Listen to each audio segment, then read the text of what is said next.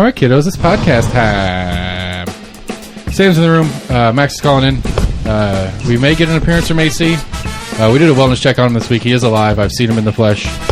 He is not, he's not dead in some sad house somewhere. Well, it's a sad house, but that's a separate story. Anyway, almostagreement at gmail.com. Find us on Facebook, on Twitter, on YouTube. Go to our website, almostagreement.com. While you're there, check out my voter guide 22. I do have a couple of scheduling coming in. I got Amanda Collins as well as Paz for District 90. I got to get a hold of Gloria and some other people. But anyway, we're going to keep working on that and getting some more interviews in place and doing that kind of thing. Tell your friends about us. Go to your favorite podcast provider. Give us a like, share, friend, follow, 5-star review. And then check out the other Barberian Productions podcast, Compass Points podcast. It's a companion to CompassKnox.com. That's the word I was looking for. Companion podcast for CompassKnox.com. Those guys are really good, knowledgeable, know what's going on. We got some exciting stuff going on this week, and we'll check on that and see what else is up. And anyway, so we'll start there. Hey, buddy, what's going on? Good evening. I'm going to... what do you want to talk about? Just going to. People getting arrested here, people getting arrested there. There's lots of arrests going on recently.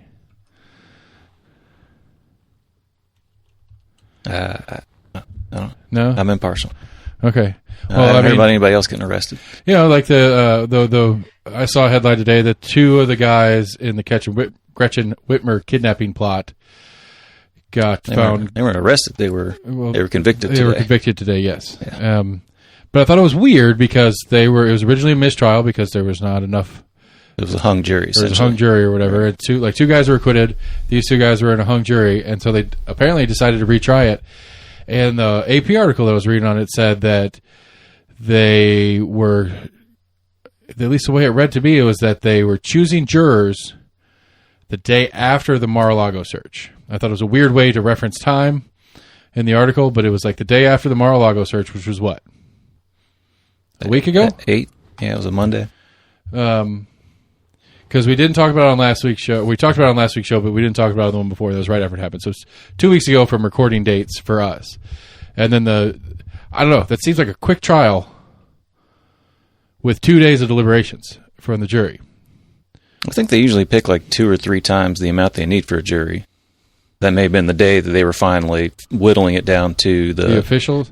I don't know. I don't know. The way it read to me is that they were choosing jurors the day after the Mar-a-Lago event. Which what are we guessing that was? I wish that was the 8th. The 8th, so the 9th, right? We're 2 episode recordings ago. So 2 weeks ago today was when they were choosing jurors, and then they deliberated yesterday and today to come out with the verdict. So there was literally 1 full week and a half a week of trial. Yeah. That seems short, considering. Not really. Like the defense called no witnesses. There was no witnesses called at all. I would figure there's a pretty good amount of witnesses, and because the defense from the original one was that this was an FBI setup. Was it not? Was that not the defense? That was part of their defense. Okay, yeah, and they're stupid. I remember you saying one of the guys basically said he was stupid. Apparently, they were bringing in like marijuana too. They're like, oh, these guys are just really high, right? And just talking about stupid shit. But I mean, I don't know. I would figure that the defense would at least take a couple days of witnesses, and then the cross. And when you're going all day long, it's like you're gonna. I mean, it's an 8-hour workday. It's not like it's a 16-hour hospital shift, right? So, I don't know. I just it felt quick to me. That was my only takeaway from it. I'm a little surprised that a second jury came out differently than the first jury, but, that's neither here nor there, I guess. But, again, to me... I don't remember if they gave a breakdown of the first. Hey, friend! We're talking about the 2 guys that got officially sentenced today about the Gretchen Whitmer kidnapping. I have no idea what you're on. Haven't been sentenced. It's okay. Or officially, what's the word I'm looking for? I'm sorry. Convicted. Officially convicted. So like a month or so ago, of the 4 guys, 2 of them were acquitted, and then 2 of them was a hung jury. And I remember on the show I said I don't think they'll even bother trying them again. Well, they did, and in a week and a half they tried them again, and now they've been convicted of plotting to kidnap a government official and or start a civil war or something like that. It was a bunch of charges kind of thing. Something to do, I guess, with the bomb they'd made, too. Yeah, there was a bomb in there. Explosive device. Yeah. So, who were they trying to kidnap? Gretchen Whitmer, the governor of Michigan. Oh, yeah. Okay. Yeah, it was like those 4 bumbling idiots and like 6 FBI agents all together went out there and put this plan together. And the 4 bumbling idiots go to jail, but the FBI agents are getting a pat on the back for doing a good job. Yeah. Former state speaker, what's his name? Glenn Cassida. Glenn Cassida and his top aide just got arrested today on charges of some sort of like fraud kind of thing. Yeah, some kind of weird like kickback scheme thing. It had to do with like a mailing service that Cassida or his friends owned. But I guess it was all about sending out like political mailers, which I guess is a lucrative business. Yeah. And they were paying themselves as 2 times or something. It was weird. I don't know. It was a part of it was defrauding the people of Tennessee essentially as well. I mean, again, like we talked about this a while ago, and again, I'm not excusing the actions of this former speaker or whatever. But the question I had at it was like, is he? I don't know. As can you defraud a donation to a political campaign? Like it just feels like because like remember we were talking about it. What were we talking about? AOC had donated a bunch of money to some race and somebody in a race in a different district in New York. And it's like, well, I donated my money to AOC, not to this other race going on. And I get the argument AOC can be like, well, it'll help me get the things that we want done if this person's in there, blah, blah, blah. It's good for us, goose gander, whatever. But at the same time, I would feel defrauded as a donator. I'd be like, hey, no, I donated to your campaign so that you run for office, not so that you can help other people run for office. All right. But how does she not say that the money you donated was spending on her campaign? This other money is money that she spent because it's out of her campaign finances. Like it showed, like for the AOC one, it specifically says in her campaign expenses that X number of dollars was sent to this campaign with this person over here. I agree, but unless you have every single person that had donated her campaign that has a problem with... Well, I mean, then do it the other way and say it's a percentage. I donated 0.1%, and so 0.1% of that donation that she did in other ways is not what I intended for her to do with it. Yeah, but if I give you $20 and my wife gives you $20 and I'm like, hey, do not give Steve this $20, and then you go off and give $20 to Steve, and then I'm like, oh, why'd you give my $20? And you're like, I didn't give your $20. I gave your wife's $20. Like right, but you could argue that you gave a total of $40, and that 10 of those 20 were yours. I was just saying my wife but you can say Bill. So Bill gave $20. I gave $20 to you, and then you give $20 to Steve. Then like. You can't say that the $20 that I gave went towards him. It could be anybody's $20. Well, but again, I want to go back to why would I be donating any money to Steve Young in the first place? Well, I mean, that's a good question. He's retired, isn't he? Yeah, I mean, maybe he needs it. Maybe he's hit rough times. I don't know. Just because you're a Hall of Famer doesn't mean you're rich, right? Yeah, but the whole point is like, I mean, if you give it to somebody that's running political office, you can't be pissed off with their money. So the guys that they're scamming on money, it's because... But it's because... Right, they're selling services to campaigns, and there was some weird kickback that it was kind of like they were... Pick our service to help you do your mailers or whatever, and we'll... because it's like... So if Max, you are the candidate, and you're hiring this company to do your mailers, they'll give you personally $100. I'm assuming some of that money was taxpayer funded for them to say that Tennessee taxpayers were defrauded. Yeah, I don't know. Sure, somewhere in there was federal or state funds. Say that again. So I hire this company to do my mailers, and the company pays me money? I guess the question is, like, what is a kickback to you? Like, what is the definition of a kickback in illegal business practice? So the real question is, they didn't do the right kickback. Like taking money from lobbyists and all that stuff, that's okay. But if it has to do with mailers, that's not okay. Yeah. Something like that. I don't know. I don't know what the impetus of what got this train rolling or whatever. It's been going on for like 3 years. I remember, like we talked. I remember when it did. It was not 3 years because it was inside the length of the podcast because it was early on. I remember when the podcast started to roll into the politics and governance thing, and we started focusing and trying to conversate more on local stuff. It was very early on that you're like, I don't know what this is. I don't know who these people are. I don't really understand it, but. Yeah, somebody from the state got arrested, but I remember talking about them on the show when the search of his apartment or whatever went down. I remember that. Like, he came to the door like in his robe. And was like, huh? What? So is the person that's getting in trouble a Republican or Democrat? Republican, probably. I don't know the answer officially, but I believe that is the case. Yes. Yeah. Well, I mean that makes sense because we have a Democrat government right now. So federally, it's just like No. Republican. well, no, because this is all in state. Yeah, Max, this is all in state. This has there's no. It's not FBI coming in to do it. This is a TBI. Oh, it's internal. Okay, right. That doesn't make sense. Then. Yeah, no, I follow where you're going with that, but no, it is inside the state currently. But I'm just saying, like it's funny when it's a Democrat president, they're trying to like charge everybody that's a Republican with everything, and then when it's a Republican president, it's like, oh, we gotta take care of these Democrats and charge these Democrats with everything. Did you say? Did you? I know you didn't, Max, but Sam might have in an outside chance heard the Sam Harris quote from from a show he was on this week. It was. To be fair, I don't know the show that it was on. It was pulled out and put on another show, and they were talking about it. So, for what it's worth, it might be a little bit out of context. But essentially, he said that he would, even if Hunter Biden was found to have dead babies in his basement, he would still vote for Joe Biden over Donald Trump. Oh, awesome! And then, like the corrupt evil that is Donald Trump is worse than the Biden family, even if he found dead bodies in their basement. So essentially, the gist of it. Wow. I mean, just because Hunter Biden did some shitty shit doesn't mean that his dad's a bad person. I mean, it seems to me. I would say it'd be more if we found out that if we found out that Joe Biden was molesting little girls, I would still vote for Joe Biden over Trump. I'd be like, ooh.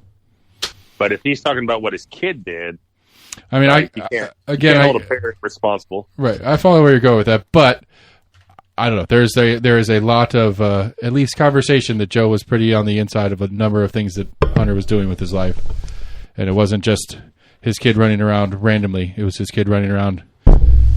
Yeah, well, on his behalf might be an overstatement, or not. Well, eventually we'll have a Republican president. Not saying it's going to be Trump again, but we'll have a Republican president again, and we will spend $15 billion on trying to prove that Hunter Biden was a fucking scumbag. No, because at that point Joe's never going to run again. So what's the value? Well, because they want to. The Republicans got to prove their point, so they're going to waste taxpayer money. I don't disagree with you. We were right. We were right. I don't disagree with you. I say there's a little bit less value than the current situation with the Trump deal because it's not just a former president; it's a former and potential future. Where Joe Biden would theoretically not be that. He could, I guess, he could lose this upcoming election and then try to run again in 28. Is Joe Biden running? Have they said that? I've heard all sorts of conflicting stories. As far as like the official White House, yes, but one of the podcasts I listened to was talking about a report that some White House reporter who's on the inside and whatever was saying that she's pretty confident that he's not. Even though they're publicly saying yes, in her opinion, with what she's heard and stuff like that, she doesn't think he's actually playing it. Here's the question. If he does run again and does get becomes president, he wins, and he's the president for a second term. You going to double down on your bet? My bet with AC, does it roll over? I mean, we'll have to go back and find the terms of the bet. It's true. Well, the terms of the bet was that he would not make it through his presidency. That he would resign. I feel like we broke down that it was he would not make it through this term. I feel like my recollection says that there was at least some mention of term of this amount of time, that it's not an endless bottomless pit of Well, no, I think, as I recall it, I tried to make it flat that Joe Biden will be taken from his presidency by an illness or him not be able to work or him dying. All right. That's the term ended. Disgruntled Ball fan, if you're out there listening today, please help us go back and find the right episode. I'll see if I can't find it too. Like I said, I need to do it better on the website. When we take our stupid bets, like I need to go back and pull our UT football predictions. We don't have a bet on that, but I do need to go pull our predictions up and put our list of it. Because I'm not mad at Sam 6-6. Very pessimistic, which is very much a Vols kind of thing to underachieve. I think I was reading we lost one more today. There was one, I guess he's not going to play, got suspended for domestic violence. Oh, players? We lost players? I think so. The one interesting one, like random little local story. There was one, I think he had transferred from another school, was only here like a week or two, and has already transferred out to another school. I mean, the new transfer rules as well as the name and likeness rights have really thrown a bunch of upheaval and moving around. Like there's value in, there's a lot more value in getting out of certain schools and getting into certain schools and like, because I'd have a hard time believing that like you're committed here or you're even here and you want to transfer out of here. I have a hard time believing that your target to transfer isn't something either you're going to play more, it's going to give you better long term, or you're getting paid. Saban got a new deal today. Oh, yay. I mean, pay him everything. Pay him the moon. I don't care. He's like $93.5 million for 8 years. He's worth it. That's ridiculous.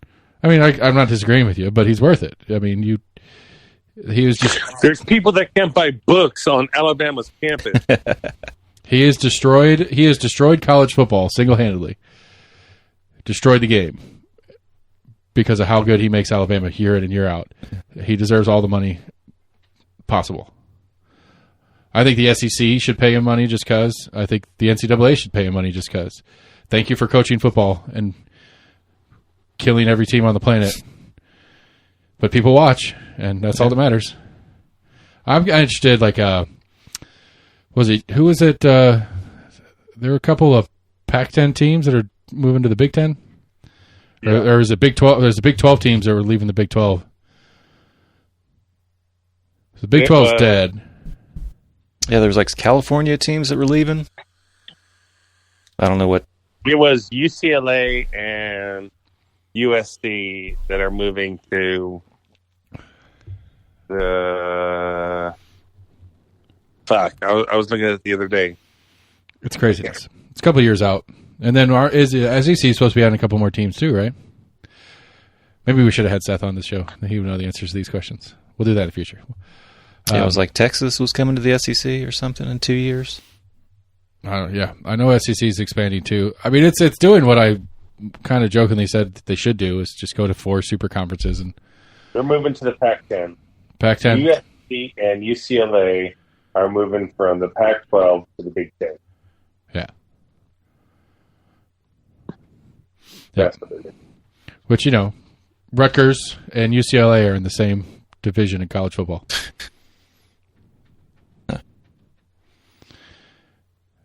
Let's see if they have it.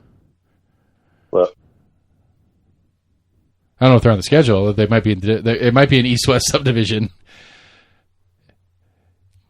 because it used to be. Yeah, so they're moving with the Michigan, Ohio State, all that stuff. Yeah, that's big. Yeah, Big Ten. Yeah, so Big Ten's now what? Oklahoma? No, Nebraska. Sorry, Nebraska, West Virginia, Rutgers, Penn State, Ohio State, Michigan State, Wisconsin, Minnesota, Iowa, UCLA, USC. Well, it's we looked at this, and West Virginia's not in there, but that's okay. They're almost all Midwest: Indiana, Maryland, Michigan State, Michigan, Ohio State, Penn State, Rutgers, Illinois, Iowa, Minnesota, Nebraska, Northwestern, Purdue, Wisconsin.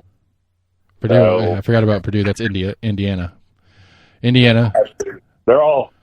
Most of those colleges are right in that area, and then you have 2 colleges way the hell off. No, I mean you have Rutgers in New Jersey and Maryland in Maryland. That's not Yeah, right that's in there. That's all right there.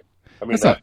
I mean, okay. I mean, all right there as opposed to there's prior to USC and UCLA, there are 3 Big Ten teams west of the Mississippi. Now there's 5. And actually, I don't know if you count Minnesota as west of the Mississippi or not, because if you take Nebraska, Nebraska is closer to, a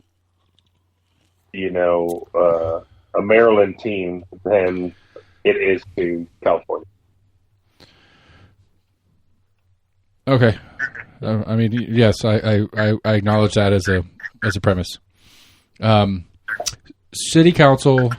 County Commission is voting tonight on the BZA thing that everybody's been complaining about, and they're also voting tonight on expanding the tax district.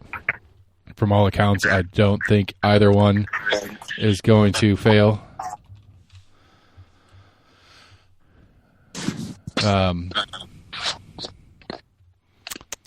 I don't know where they are on it yet, but last I checked on it, they were still in the conversation.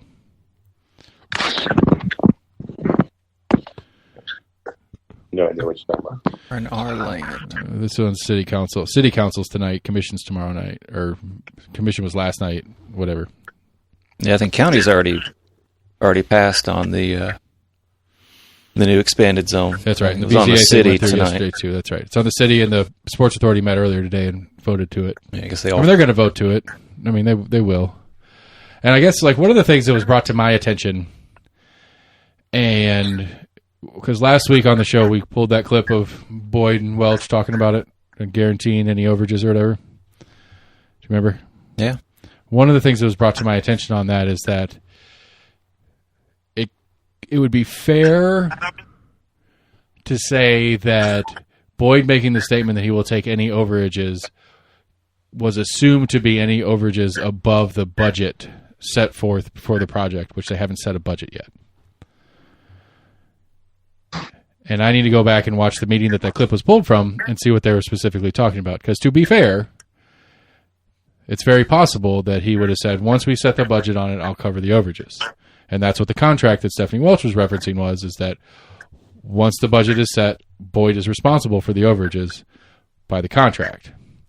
But since the budget hasn't been set yet, they're 2 different things happening at the same time. They look similar, they sound similar, but they're not the same thing.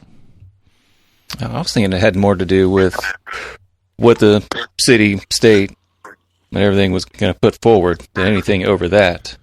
I mean, I agree with you. That's how I took it in paraphrased version of it. That was my understanding as well, is that the state said they were kicking in this much, the city, county already signed off on this much, this 64.5 plus 13 from the state, the 64.5 that's the bond issuance plus whatever from the state.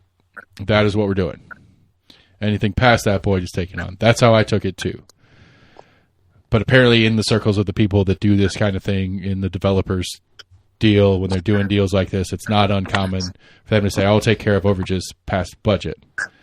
But we haven't budgeted this yet, so I'm not going to say I'm taking overages on. And somewhere in this, he's putting, in the original contract, he's putting an initial $6 million of his own money in from the start as well. Okay. Again, I still feel like we were lied to. If that's the case, if it's true and that's normal speak for them, then on a project this size, somebody should have translated that for normal speak for us. Right. It should have been, Boyd should have known better as a political man. He should have known better than to say that statement and not mean it. Or say that statement knowing that it wasn't a true statement because there wasn't a finalized budget. Right. Or at least qualifying it with, I will pay anything over the final budget. Where he didn't say that. He just said, I will pay any shortfall or whatever the fucking actual phrase is. Yeah. And so I think it's unfortunate, but I still think we're getting the stadium. And somebody made a good point when I was reading some stuff the other day. It's like there are a lot of people that are vocally against this. There are probably a good number of people that are silently against this. But especially with the election cycle we just went through, it seems like most people are okay with this. I mean, it'd be weird for all Republicans to win all seats that have anything to do with this on the ticket in the countywide races and stuff like that. If it's especially if they're incumbents seeking re-election, Mayor Jacobs being one of them. It'd be weird for them to do as well as they do again when such a giant thing is out there looming. Although they were shitty about it because they didn't announce that they were trying to refigure the finances of it until the day after the election. Forgot about that. Yeah. I mean, it was in the air. Everybody knew about it. Let me say that again. Let me say that. Everybody paying attention already knew about it and knew it was happening, but it wasn't officially announced until the Friday after elections. Oh, yeah, Max, who'd you vote for? Hey, look. Do we already have this on there? Yeah. Okay. AC is the one we haven't had on air yet, which I already know the answer to his, too. He didn't vote either. He's going to make up some bullshit excuse.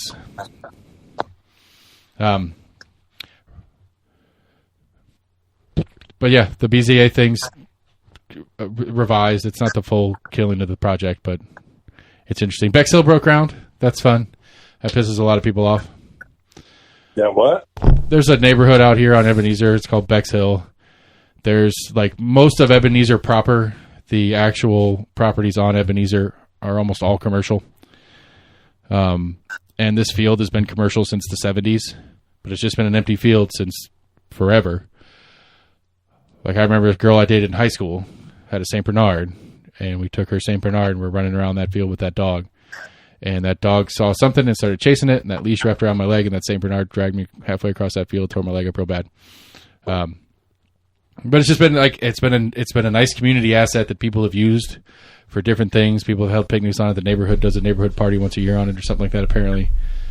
But it's commercial property, and Hull Rob bought it a couple of years ago from somebody else, and Hull Rob wants to move forward with putting a strip mall on it.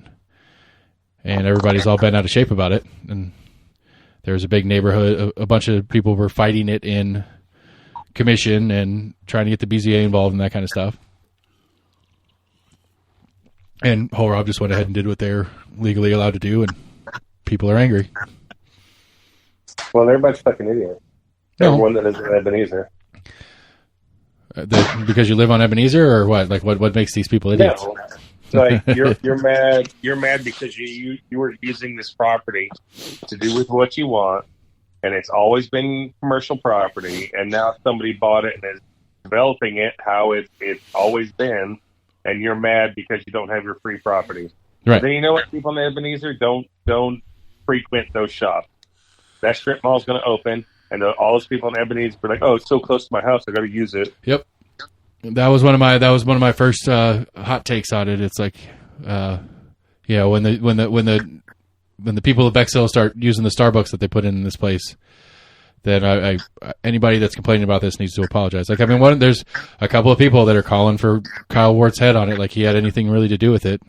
It was owned that way before him. He couldn't technically stop it in a zoning sense. And so it's like, remember this blight when we're going to the election box for Kyle Ward next time. It's like, I don't really think it's his fault. It was commercial before he got elected. But yeah, I hope they do put a Starbucks there. That'd be funny. I mean, it'd be funny just because I called it. I don't think so. I on a general non-local politics governance prediction, I think you're going to see a lot less standalone Starbucks moving forward. I don't know what you're talking about. I think most Starbucks are going to be in stores, in grocery stores, and they're not going to build a bunch of new standalone ones because they don't want to have to deal with the unionized employees. The unionized and what? The Starbucks unions, they're like 30 or something Starbucks nationwide, like one or two here in Knoxville have been unionized.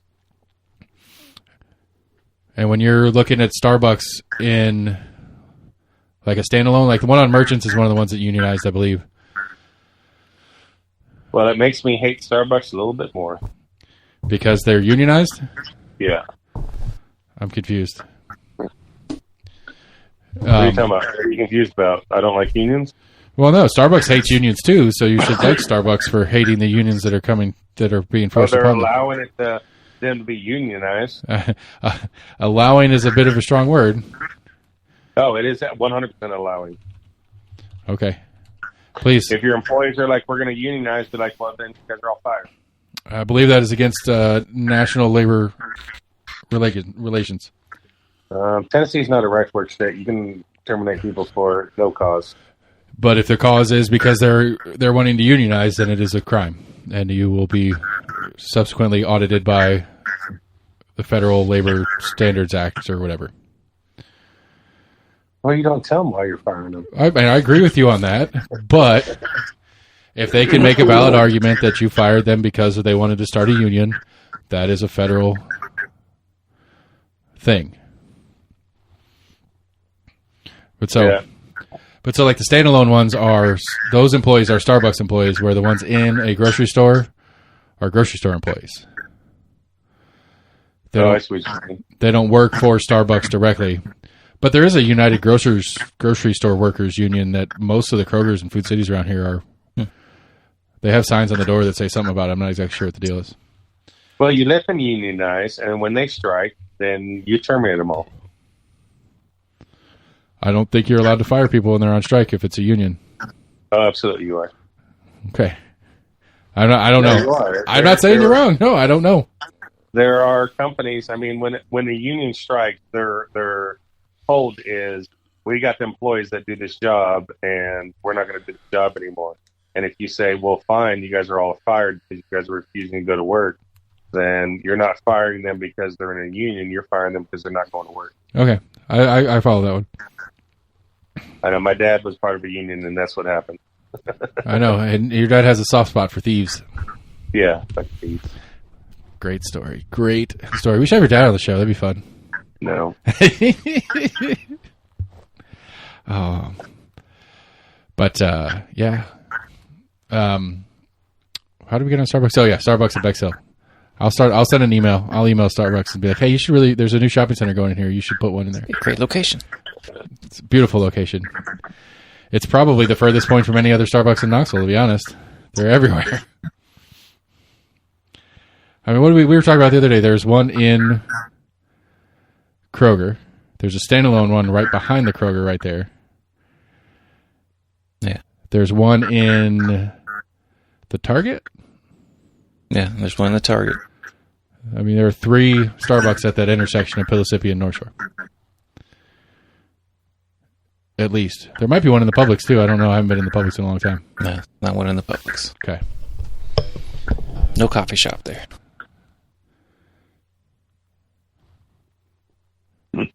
Yeah. Starbucks is a cancer. But, yeah, they're union shops all over the place. Saw a story about a guy in Maryville ran an official write-in campaign for Republican State Executive Committee member District 2, I think. So if you remember, like, each Senate district has a State Executive Committee member from said district. Mr. Hornback won District 6. So Mr. Hornback here is my, if I were a real Republican, he'd be my committee member or whatever. So nobody ran for this District 2, and it's down in Blount County, I think is what it said, what the story was. So down in Blount County, nobody pulled a petition to be on the ballot for this seat in the State Executive Committee. So this guy did his official write-in campaign thing, reached out to the state GOP and said, hey, is this cool?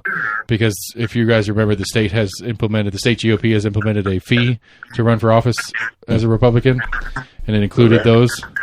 And they said, since you're a write-in, you don't need to pay the fee. And then like 300 people, which for a write-in is pretty good, wrote him in. And the state executive committee is refusing to acknowledge those votes because he didn't pay his fee. They're like, you don't need to, but you should. Yeah. So that's an interesting little ism I'd be curious to know about. So why did he run under anything? Why don't we just run as an independent with a write-in? Because it is a seat on the state executive Republican State Executive Committee. It's not an elected position as far as he is a state senator or anything like that. It's just he is the representative for District 2 for the Republicans in the state committee. Oh, I got. Yeah. And so part of the big ballot that you didn't fill out is, depending on which primary you picked up in August, would be whose state executive committee you could vote for to be your representative for your district. Which, for the most part, I don't think any district, except for like 2, had more than one person seeking the seat. And what does that person do? I don't know. They would be on the state executive committee. Is that a paid position? No. Or is it No, it is not a paid position. So what do they do? They get together and talk about how to elect more Republicans, and then execute the plan on electing more Republicans statewide. Like the state executive committee is like a giant board of directors for a nonprofit, I guess would be a way to look at it. Like there is a CEO per se, there is the president of the committee, who that is a paid position, and there's a handful of paid people on it. But the state party collects all the money and donations and all that different stuff, and they go out and spend it on campaigns, spend it on just general how awesome are Republicans awareness, and they vote on, I guess, platform stances. So like on this issue in the state of Tennessee, the Republicans say, this is how we feel about this issue.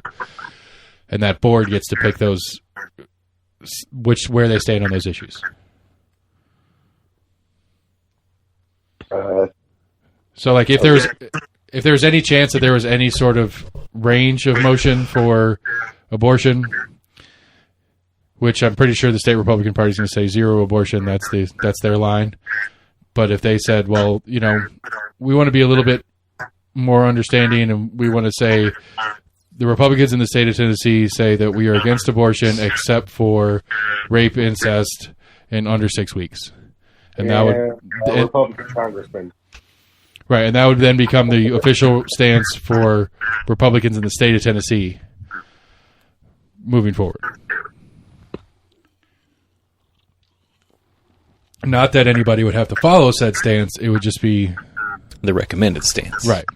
Which again, therefore says what the fuck does the R stands for, but whatever. You know me.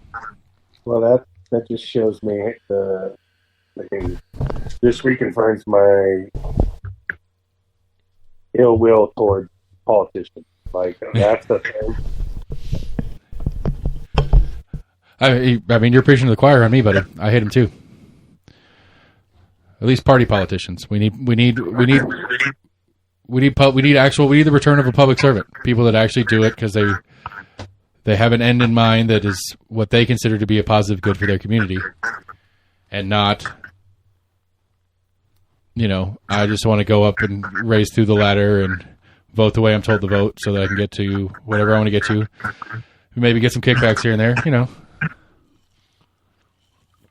Yeah, I think it should be no pay. All politicians are no pay. You have to want to get. Well, would that cost more kickback? Right. That's what I was about to say. Well, not just that, is that, you know, that it also narrows the field of who could do it. Yeah. You know, because I made the joke about I'm going to run for 18 or whatever. Like, I'd have to quit my day job. Now, I think I can afford it, but it would be a significant financial burden on me to win seat 18 in the House, in the State House. I mean, it would cost me $20,000 a year or so. Now, technically, you can keep a job according to the rules of the House, but I couldn't functionally do my job and be gone for 3 or 4 days a week for a third of the year. And so, you know, it's already bad. It already narrows the field enough with the pay structure it has. If it was 0 pay, it would be only people that are very wealthy can afford to do it. Very good. But I also agree that they shouldn't get. I mean, I would hate the idea of paying them a lot more either. But again, it goes back to me. That's part of the problem, is to argue for higher pay is to say that they do that much stuff that's important. I think that's one of the things that we need to figure out how to back them off of. They need to get to much more succinct, important things instead of 1,000 bills of nothing. You know, it shouldn't. Should the job take 4 months, 4 days a week, to get the things done that need to get done at the state level? I don't know. I mean, again, some of them are really easy, stupid stuff, changing deadlines, moving some things around, updating things for inflationary reasons or something like that. But like these big, complicated, like school bill, the new TISA formula funding thing, yeah, I could see how subcommittees, certain subcommittees might take a little bit more time on it. The actual Department of Education, which is a full-time paid position for everybody that works there, to construct all the details of this. But for the actual state rep, how much work are you doing on that kind of thing? Well, you're in there for some of those meetings. Depending Right. on if you're on the committee. I think even You if can go not, in I and think ask questions, right? right. Which some of those I think went on for like a good week or two. Yeah. It's going through different subcommittees, then to the main, and then each time they were going to bring back Penny Schwinn and Right. everyone And again, else with the. And I'm not saying they're not. I'm not saying that the 4 days a week they aren't busy doing stuff. I'm just questioning whether or not it needs to be. You know.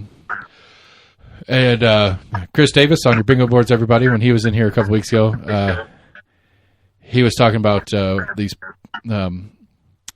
So apparently, like by mid-January, every single item that will be discussed in session has to be filed. And so they do these placeholder bills, which are absolutely pointless. It's literally just something very mundane. So our House Bill 1927 from last year, somebody had a plan that they wanted to put something in about changing near pot laws or whatever in the state, but they didn't have it worked out yet. But they had to have something filed, and so that's why they filed the summary. What was the summary, Max? Something about like they're changing the deadline that the Department of Agriculture has to submit some sort of documentation. Yeah. And so literally that summary was just I know I want to do something this year, but I don't know what it is yet. Put that in the file. Boom. We could figure it out here in a while. We don't have to figure out what we're actually doing yet. And so it's literally a placeholder bill that has no need or requirement to have anything to do with what the summary or anything has to do with it. So in theory, it may not even have been a bill that they were planning on beforehand, being anything about pot, near pot, Delta 8s, and all that kind of crap. It may have been literally a couple of people just threw a couple placeholder bills up for nothing. They had nothing planned, but certain things come up and they go pull one of their placeholders out and put it to work, which I think is kind of fucked up. And Chris Davis was saying they're changing some of that. No, he was just saying that they do that quite often. Yeah. And so like a lot of Democrats, especially in the state of Tennessee, will put placeholders that say something about election reform. And so since he's an administrator of elections, if they're changing the way voting timelines, timetables, voter access, any of that stuff is, it's important to his office. And so when he's reading through all the stuff and sees something on voter stuff, he's trying to figure out what it is. So he'll call the rep and be like, oh, no, that's a placeholder. You know, and it's like, I took from it at least that it, you know, he's like, well, it's a Democrat putting it up, so I wasn't really worried about it. He didn't say that. That was just kind of how I took it. It's like, well, Democrat put it up anyway, so it's not going to pass. But it's still important that we know what it could potentially be. Right. But then I called the Democrat that put it up, and they're like, no, this is for something else. I was just a placeholder, and I just chose election reform as the title of the placeholder. And then by the time they could say banning marijuana, but then it comes around and it is a pro marijuana bill because they titled it however the hell they want. Right. They don't. The placeholder doesn't have to be in any sort of title by committee or by category. It doesn't have to stay inside anything. It could be you could put a placeholder bill saying that we want to legalize marijuana in the state of Tennessee, and by the time that number goes through its process, it could be about school funding through some sort of new special tax in the state that does not have anything to do with weed. Like it literally could be something about schools by the time it's done, even though it started off as a drug thing. There's no rule. Like it's literally just that. It's just people will put placeholders in, and then as things come up, they'll throw it in there. So I think it's trash. Because I told Chris about my idea of trying to do starting next year, We'll have a third store open. We'll be making all sorts of money, so I'll quit my day job officially by then. And so in January, I'm just going to take every single item that goes into the State House. I'm going to do an episode on every single bill that's presented, and then do periodic updates on each bill. It'd only be 1,000 episodes for the year, but I'd have to do them all in 4 months. But there's no, but the point being, it's like that's not bad. It would be impossible. There's only 365 days in a year, so you just don't have to do 3 episodes every single day, but you're doing it in 4 months, right. So it's 10 a day. 12 episodes a day. Yeah, 10, 12 a day, something like that, yeah. Yeah, that's no big deal. Yeah. And that is if from day one, or from the day I start the episode, that is the completed format. That it's not just some placeholder that doesn't mean anything yet. And so it's like, I don't know, like it's crazy to me. It's crazy that it's this complicated, that it's that hard to keep up with. Just the premise of trying to keep up with it is impossible. And I think that's a problem to me. And that's why people like you, Max, are so disaffected that nothing's going to change. It doesn't matter. Why would I bother voting? And I don't disagree with you. Because there's no way you're going to know who changed what, when, and if something actually does change. Unless it's something very, very, very, very, very specific to you. And even then, it's going to be hard to track. And I think that's like even look at the people that are like super hardcore. I hate Trump. Tell me a bill that or something he did that put in place that affected your life that you're like, I knew this was going to happen when he became president. He was overly friendly with the Saudis. Okay, so you're using conjecture to justify your point. Like people can't say. They can't say. No, you're not. I follow you that because you were telling me about this when you were up in Iowa or whatever, talking to family. About how, because the way the media teaches us to deal with each other, your, what was it, sister and who was, I can't remember who you're saying you're talking, doesn't matter. That they saw you as a conservative, so they saw you as XYZ, and then as you talk about it issue by issue for the most part, you're like, yeah, okay. I don't disagree with that. And of course, their thing is like, oh, you see, you're not really a Republican, or maybe you're not really a Democrat, or maybe nobody's really either because it's an impossible fucking standard to hit. Yeah, because it moves every day. Nothing's consistent about it. The states have different rules. The locals have different rules, and the federal has different rules. I mean, Trump's not a Republican, but he is. The new definition of Republican is Trump. And that's super evident by these primaries that we've seen going on recently, not just locally, but nationwide. But I think honestly, if the Democrats would have let Trump run, he would have been a Democrat, and they would have probably loved him. I hate to say it, like he just wanted to run, and the Republicans were like, "Yeah, you can run." Hey, I mean, I'm pretty sure he's on record saying it'd be easier to fool a Republican base than it would be the Democratic base. Well. I mean, it was years ago. Like, it was like 2006 or something like that when he said it. He's like, if I would run, I would run. If I was going to run for president, I'd run as a Republican because I could fool their base into believing that I care about them more, something like that. That's a paraphrase at best, people, but it's out there. You could find it. But yeah, I mean, he's like they'll be easier to manipulate into believing in me or whatever, and he was right. So. And I mean, honestly, and to go back to your original question, Max, you could think of something that was very positive for you that Trump did as a president. I don't know. I mean, he made some significant moves in getting the VA to be better than it was. I've heard that from a lot of people that use the VA regularly, that when Trump was in, it was better. They opened up you could use other doctors kind of thing. I don't remember what the whole thing was. Yeah, they did. I mean, they did open up. There was a thing that if they can't see you within a certain amount of time, they have to pay for a third-party doctor. Like, if you need your hearing tested and they can't get you in within the month, they have to schedule you on a private place. Right. So they made the VA. Trump made the VA less bad. I guess. I mean, yeah, that is something, but. This is one that I don't know who's responsible for this one, but I think it's important. The new veteran suicide hotline. Have you seen that thing? No. They've applied a new 3-digit thing where it's like nationwide. I wish I knew it right off the top of my head. It's new. 911, but yeah, it's 988. I've never. I don't think it's veteran. I thought it was. I think it's just a national suicide hotline in general.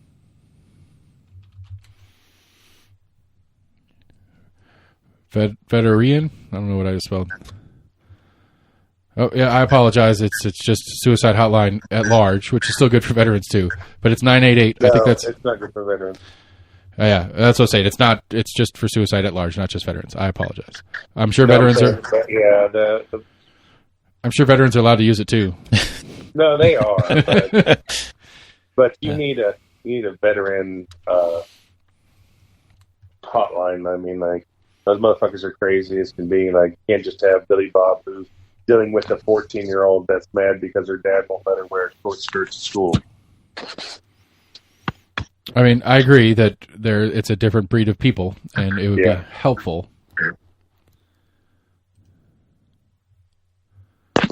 I really wonder how many calls that are actually like that. Not the veteran suicide, but the regular suicide hotline. What? I'm mad at my dad because he won't let me wear a short skirt? Yeah. Like, no, I'm not saying like that in particular, but like stupid calls that they get. Like you hear the 911 calls, like, you know, the delivery guy won't fucking deliver my pizza, so I call 911 kind of thing. You know, I wonder what kind of silly calls the suicide hotline get. Why don't we know about that? I don't know. That would be a fun. I think I've read that the calls have gone up in general compared to the old hotline. I mean, if it makes it easier, and that's a good thing. Yeah. They took Survivor off the air. I'm going to commit suicide. Yeah, the ones people calling 911, just going through a drive-through. Like, my burger's cold. And they said they won't give me my money back, you know. That's just people calling 911. That's what I'm saying. That's 911. Yeah. I want to kill myself because the McRib isn't coming back till December. My favorite person didn't win American Idol. I don't know what I'm going to do. Exactly. I mean, I don't know. Like I guess they're starting to come back down, but there was a stretch there where suicides are up significantly nationwide. Yeah. It's been a rough couple of years, people. Yes. Like, I'm trying to think about it. Like, I mean, I joke about it all the time. Like, I'll tell people I do a podcast, or they're like, seriously, what's it about? No, it's, government, politics, local stuff. We try not to do as much federal if we don't have to. And I was like, you go back to early stuff, there's a lot of pandemic talk because we started with the pandemic even though we didn't mean to. Like, it wasn't intentional. It was like, ooh, there's a pandemic, let's do a podcast. Right. That's just what was going on. We were just starting to do it. It's like, holy shit, what the fuck's going on? And you go back and maybe check out, like, episode 5. And try to see what our takes were on the craziness. Oh, Fauci's quitting. Did you hear that? That's a new big story. Yeah. Oh, that's crazy. Yeah, he's quitting at the end of the year to go on to his next chapter, whatever that means. He's been getting a lot of shit lately, that's why. I mean, it should be retirement, I would hope. He's 80-something years old. I'm not saying it's not a commentary on his abilities. I'm just saying he's 80. It's time to retire. Right. Just like either president conversation we're going to have right now. Both of them need to retire. I mean, we've talked about it before. I think the average, what did we say? The average age in this house was 60-something? Yeah, I can't remember. And that's like AOC, what's AOC, like 28? 30 now? Something like that. I mean, that's, the most, but you got Pelosi's 81. Or what we looked it up last week, 2 weeks ago, 82? 104. Not what she looks like. She could play a good Yzma, though. If they did a Broadway version of damn it, I just blanked out, Emperor's New Groove. I would pay top dollar if she was Yzma. Her husband got sentenced today. Oh yeah, yeah, for his DUI. Yep. What did he get? What did he get? 5 days in jail, 3 years probation, has to have a interlock device. Didn't he kill somebody? No. Yeah. I thought his passenger died. No, he didn't. He didn't kill somebody. The person was injured though. No. No, that was when he was a teenager. That was his brother or something. Yeah, brother. that's right. You're right. Yeah, it was just somebody was injured, not killed. Yeah. A Hispanic gentleman. Yeah. I mean, 5 days. But I think he's already spent 2 days in jail, so he gets 2 days deferred. 3 days. When my dumbass got arrested for a PI, the guy that I was sharing a cell with, he had a DUI that I think it was 30 days, but it wasn't straight.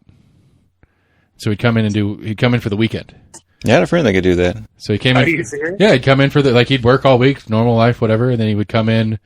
I guess he'd come in Saturday morning and then leave Sunday night and get 36 hours or whatever. Yeah, I had a friend that was doing that. And then you just had to get whatever the math is for 30 days. And so he had a year or whatever to get all his hours in. It was like camp. I mean, most courts are willing to work with you if you show an effort that, you admitted fault. And I mean, I'm want to work through it. I mean, I'm sort of complaining about it, but I'm not really complaining about it. For the guy's case I'm talking about, this douche canoe, I don't know. I mean, I don't know. This is first offense. I mean, that's pretty common standard for first offense DUI. Fair.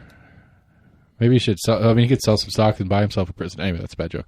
Well, I think you're correct. That's first offense for a DUI, but I don't think that is first offense for hitting somebody when you're drunk. You know what I mean? You just getting a DUI because you got pulled over on the way home. No, maybe there's no criminal charges for an accident. Sure, there is. If you're drunk while you're doing it, absolutely. What? I mean, reckless endangerment or, it wouldn't be vehicular assault per se, but it would be some sort of. I mean, maybe in lieu of he has to pay damages or something like that. But yeah, I mean. Oh yeah, it's something crazy. It's a $300,000 fine he got too. Oh man, that hurts. Just 1 year of his wife's salary. Yeah. I think she would have been a great White Walker on Game of Thrones. You wouldn't have to do any makeup or anything. No, that's what I'm saying. When's the last time you saw Emperor's New Groove, man? I've not seen that. God, Trump's paler than she is. That Yzma joke was a total waste on you. I'm really sad that I used that Yzma joke. Just Google it right now. Yzma from Emperor's New Groove. It's a Disney movie. It's great. One of the greatest. It might be the greatest of the animated, the old school animated Disney movies, in my opinion. Nah. Beat it. What's better? Actual animated, not this computer shit. Actual animated Disney movie. I was a fan of Sleeping Beauty. A lot. Huh? Are you saying what do you mean? Are you talking about cartoon? Actual cartoon. Like Moana. Yeah. And I'll give you Sleeping Beauty, but that's original era. I'm talking about mid-era, but whatever. You could do any era. Actual. I thought you were cartoon. just saying. No, you're fine. Not that's fine. Super modern Sam day. says Sleeping Beauty. Moana, Lion King, Beauty and the Beast. You're saying all those are better than Emperor's New Groove? Yeah. You've never seen Emperor's New Groove, so you don't get to say that. I don't remember the person talking because it's not memorable. Oh my God, you're so wrong. I don't even know how to say. If you said Ursula, I've been like, oh yeah. Or you said Gaston, I've been like, oh yeah, I know who you're talking about. Beauty and the Beast has a special place for me, and it's very high on my list. But no, it's Emperor's New Groove. David Spade, John Goodman. Fucking Aladdin. I mean, Aladdin's really good too. Movies that are better. Aladdin's good too. It's got Lion King. It's got Robin Williams in it, which is just champion on champion. But I'm all right. So that's my unpopular opinion. I'm sticking with Emperor's New Groove as the best. Unpopular. It's wrong. It's not wrong. Not unpopular. You cannot prove that I am wrong, so it is therefore not wrong. But I mean, okay. I mean, again, I don't. You gave many very good examples, and since this is a not objective but a subjective conversation, I acknowledge that you have the right to your opinion, but I disagree with your opinion.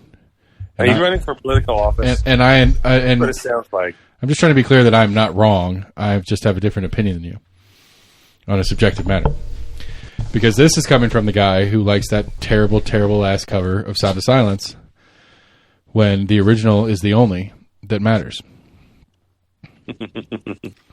We've been over this one. I don't know if have we had this argument on air? I don't know if we have or not.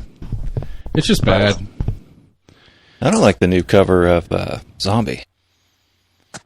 The original Cranberries song. There's a new cover going around? Yeah. I have not heard it. Apparently, thankfully. Every song now. It's true. So, Netflix. Everybody got Netflix? Anybody? There's it's like a 6-episode documentary on Woodstock '99. I watched the first episode so far. I haven't got through the whole thing yet. My Crystal and Sagar were talking about it, and it was an interesting take on it as far as comparing it to like the original Woodstock of '69, and just the differences in culture and stuff like that. It's pretty interesting. It was definitely a different Woodstock from the original. Yeah. Especially the way it ended. Huh. I mean, they both ended pretty trashed places, but there's 3 deaths at the '99 one. Oh, really? 3 deaths, a bunch of rape and other sexual assaults. Damn. James Brown looks like a dickhead. Apparently, James Brown remember that. James Brown rule is he doesn't go on stage until he gets paid. And so, he was the opening act of the whole festival. So the band's on stage, they're playing warm up stuff, like they're playing like the crowd thing, and James Brown's standing in the back, and his agent's like, "Woodstock, you got to finish paying us, or he's not going out." And apparently, Woodstock was like, "All right, don't." And so, is the rest of the band still going to play the hits? Yeah. And so eventually he went out and did it. And I don't know if he got paid or not. They never got to that part in the documentary, but, little. Did you see that message that just popped up? Yeah. I'm not I said I was going to hold my breath, but that was a total lie. I mean, come on now. If he shows up, he shows up. It'll be cool. That'd be great. We'll have to pause for half a second so I can open a microphone and get him sat down and hooked up, but whatever. It'd be good to see him. I got to see the house today. What the video is. I got to see his new place today. Did you? Cool. Yeah, he needed he had to pick up some drywall, and it doesn't fit in his Range Rover. Tough life owning that Range Rover. Doesn't he have a roof rack? And so or something up top he could strap that bitch down to? Well, he asked me at 9:00 this morning. I was like, I don't know. I got a bunch of stuff going on. I went and looked at 7 houses today with my realtor. But I could get you the truck and I can switch cars or something like that. And you can have the truck if you know how to drive a stick. And he didn't answer that. I'm not saying he said he didn't know how to drive a stick, but he did not entertain the idea of just borrowing my truck directly after I mentioned that it's a stick. Mm-hmm. So say what you want. I'm not saying anything. I'm not saying anything. I'm just saying. Was this old car an automatic? I don't know. Yeah. I mean, prior to he had a Chevy Malibu was his prior vehicle. Yeah, it's probably automatic. Put a gajillion miles on that, and I think before that he had a Chevy Malibu too. I think he had 2 in a row. But yeah, I mean, it's a nice place. It fits when he gets finished with all the work he's doing, which he's doing a fuck ton of work, yeah, he is a lot of work. And I think when he gets it done and patched up, I think it'll be a nice house. Weird yard though, really weird yard. The backyard's 10 feet from the house, and it's not a weird backyard; it's a no backyard. Yeah, more or less. Because he's on a cul-de-sac. His house is on a cul-de-sac. I don't know what the street behind this is, but his house is on a cul-de-sac. It's got a nice big front yard, good, nice old trees and stuff like that. It's cool little feel of a neighborhood or whatever. Yeah, so he's showing me around or whatever, and he's got a bunch of stuff up, and so the actual I think there's a set of French doors that goes out to what would be the patio, which isn't there either. But there was plastic over it, so I ended up walking around the house or whatever, and I was like, "Whoa, that is a tiny backyard." Like it kind of was shocking because it's on a little bit of a hill. The hill comes down from the back to the front of his house, and so the house behind him sits on a higher grade than him. And so it's it's really like it's really weird being that close to the house behind you that is also like 30 feet higher than you. But yeah, kind of like my old house, where the yard goes way up. Yeah, but it's not. I mean, his little bit of yard is fairly flat. But past that, it goes uphill for sure. Like the house behind him, like from his vantage point, looks like it's 3 stories.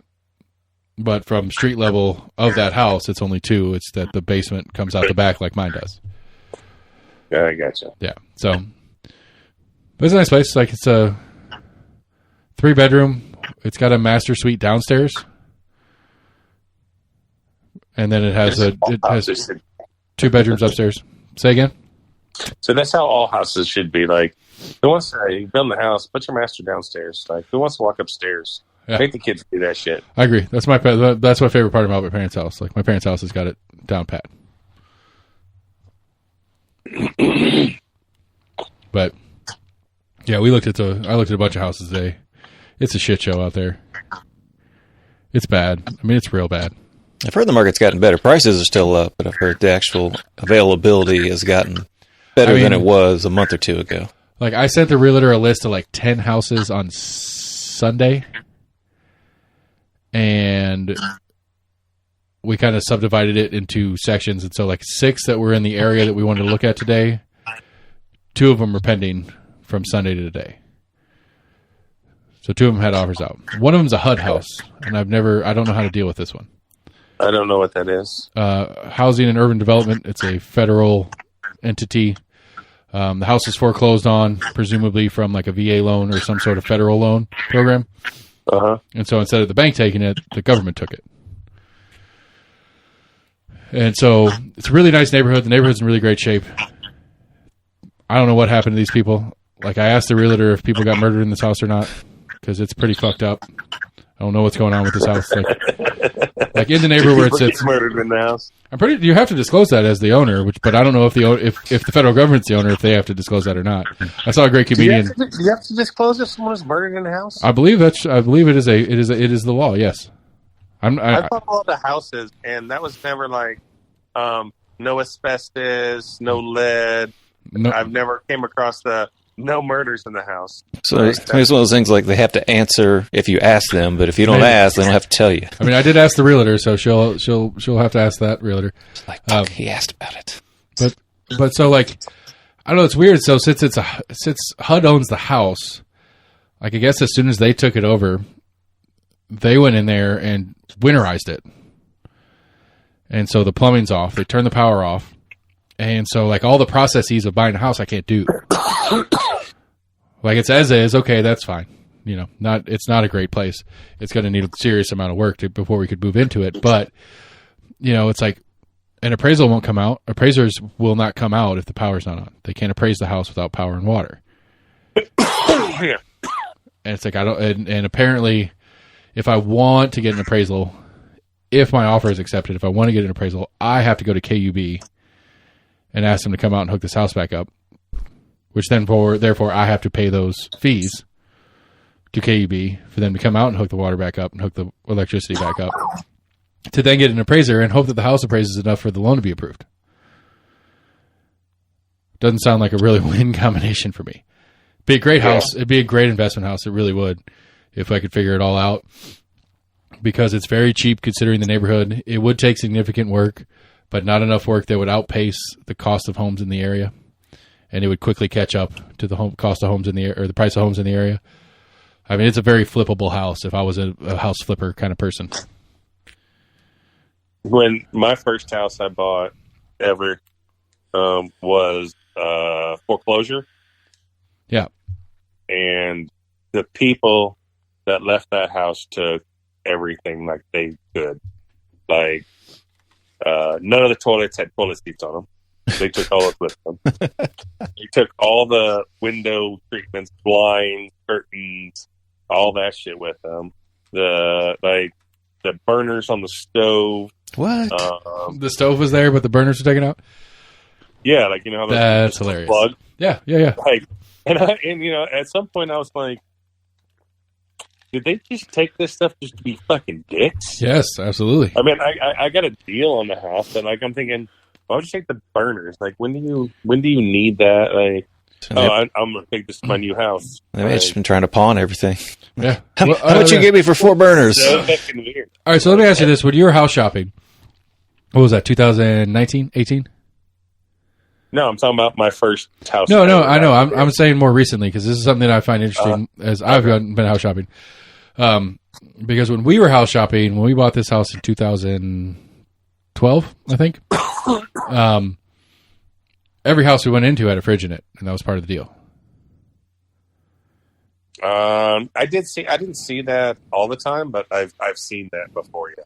But as we've been going through this process and looking for this other house kind of thing, most houses have not had fridges in them.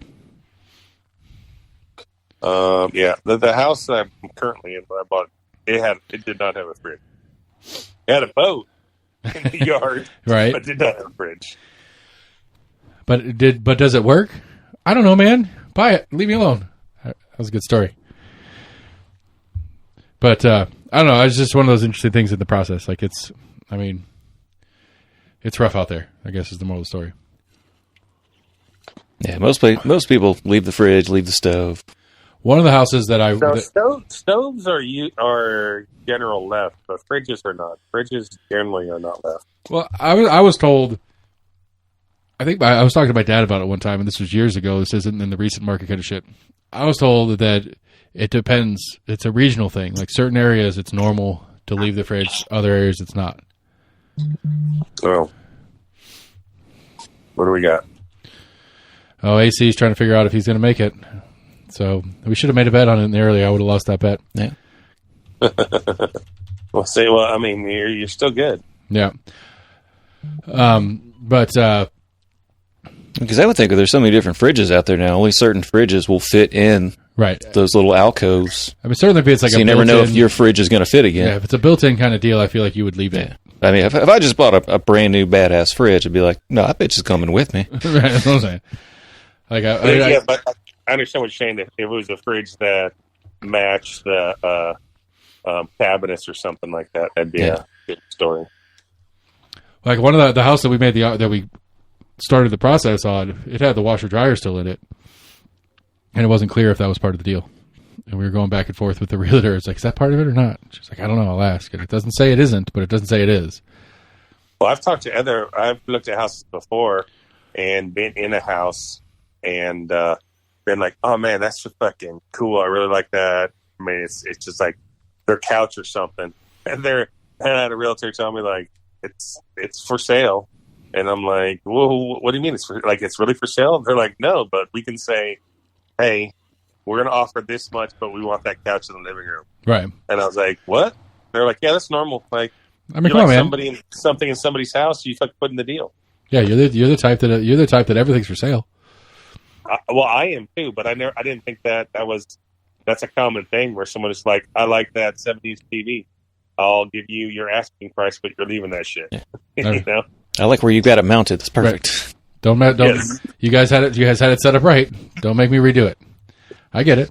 I think it's not a bad move, but yeah, it's not a fun experience. I'll say that right now. Like, it has cooled off in the sense that in prior, like when we first started working on it, or AC, for example, like there was stuff where you didn't even get to. It hit the market before you could get a chance to go look at the outside of the house. It already had an offer. Mm-hmm. And so there's stuff that's sitting around for a couple of days at least now where it wasn't before. But the killer part is, the interest rate's murderous. I mean, we're talking. Well, yours are different because it's an investment property and not a right. So you're going to be seeing different interest rates than you would if you were just buying the house. Right. Like, I don't quite understand this per se, but the mortgage person that I'm working with or whatever is like, it's going to cost you $3,000 to $5,000 to buy the rate down to the top of the sheet. Meaning they won't, any of the banks or whatever that they deal with won't go over like 8% right now or something like that. And so you have to buy the points down to get it to 8%. or they won't bother. Isn't it? Yeah. It's like, well, that sucks. I mean, yes, I would prefer to buy the rate down anyway, but we'll give you the loan. I'm at the top of the sheet. We'll give you the loan at this rate, but we can't give it to you at that rate. We need you to give us extra money on top of the money we're going to give you. Right, exactly. I mean, that's what it is. It's like you're just pre-buying down interest over time. It's a mess. But I mean, it's like, I don't know. We'll give you a loan, but we need you to go ahead and put down a fat principal payment. I just think, like, the idea, like, just the whole process is weird. Like, I think it's just weird. It's a weird process. Like, how many, like, you have to have a real estate agent. Unless you have a license, you can't do it by yourself. You could sell by yourself. So what, you can't? Are you sure you can't buy a house? Like if I saw a house that said for sale by owner, I can't go to a title company and. I mean, you'd have to produce all the contracts. Like I mean, all the contracts and stuff to get you under contract, independent. You pay for an inspector to come out.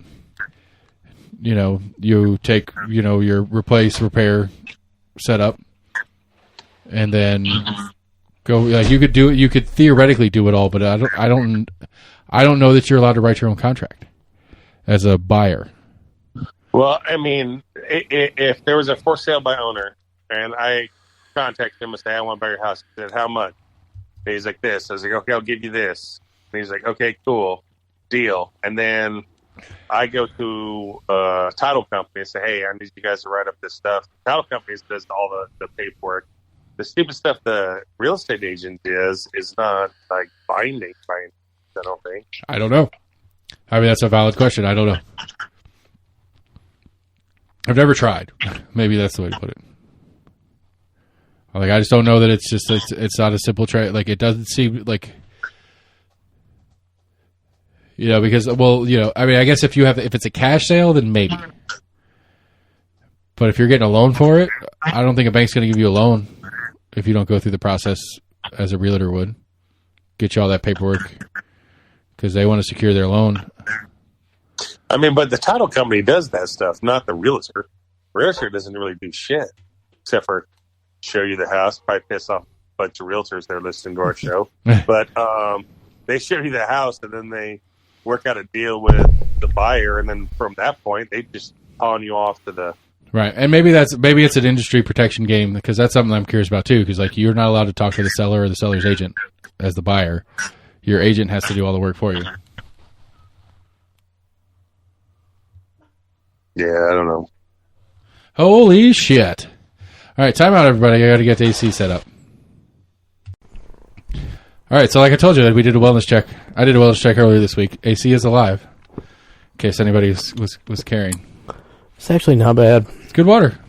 It tastes like water. Yeah, I like it because it's a funny story. Like, literally, that's the whole story behind it. It's the only reason I like it. Why is it $4 water? I don't know. I don't know what we pay for it.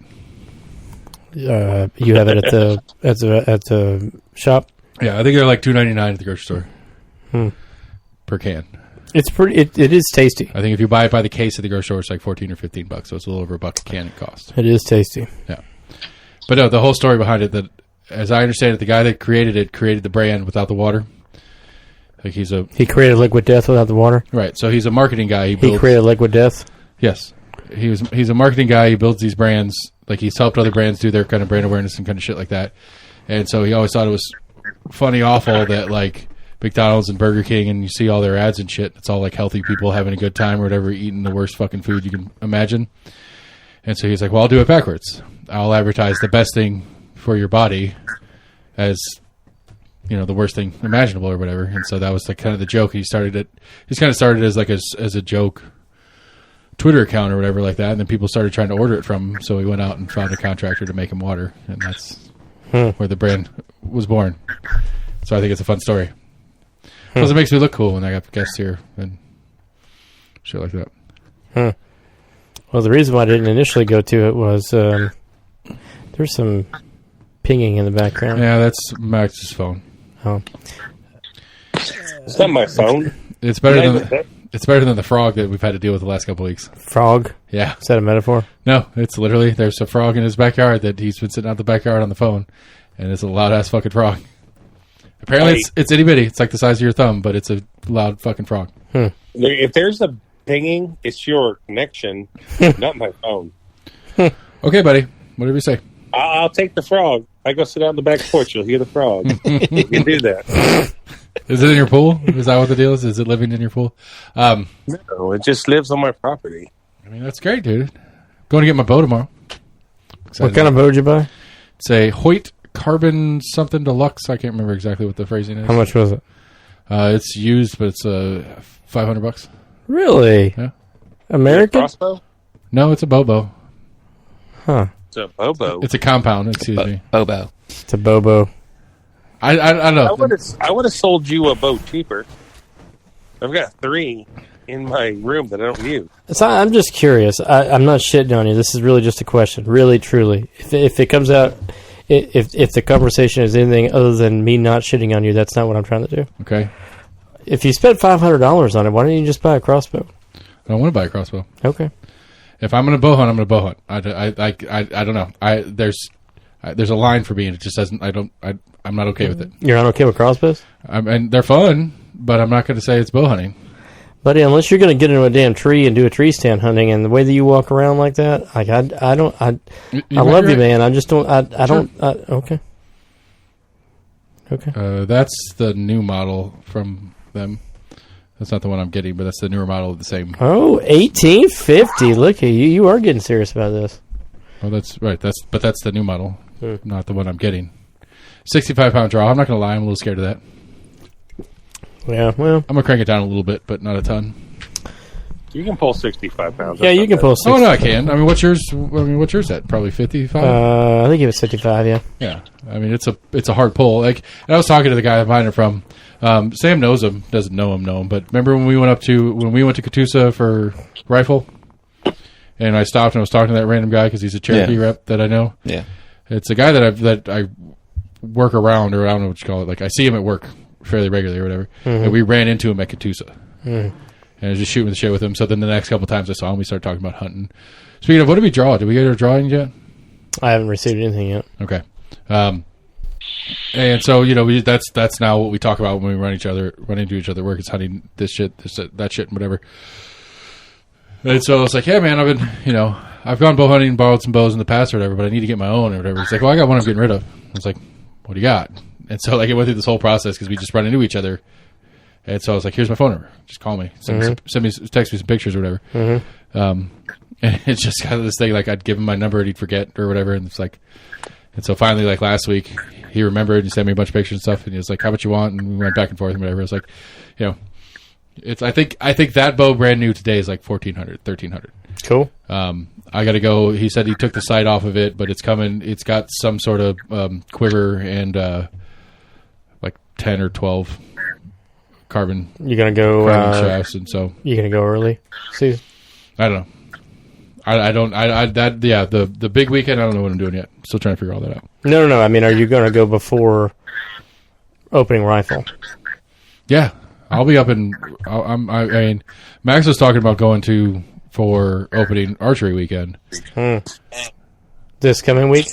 Well, a week from this weekend, really? No, it's like the 24th of this month or September. 24th would be tomorrow. No, of September. Okay.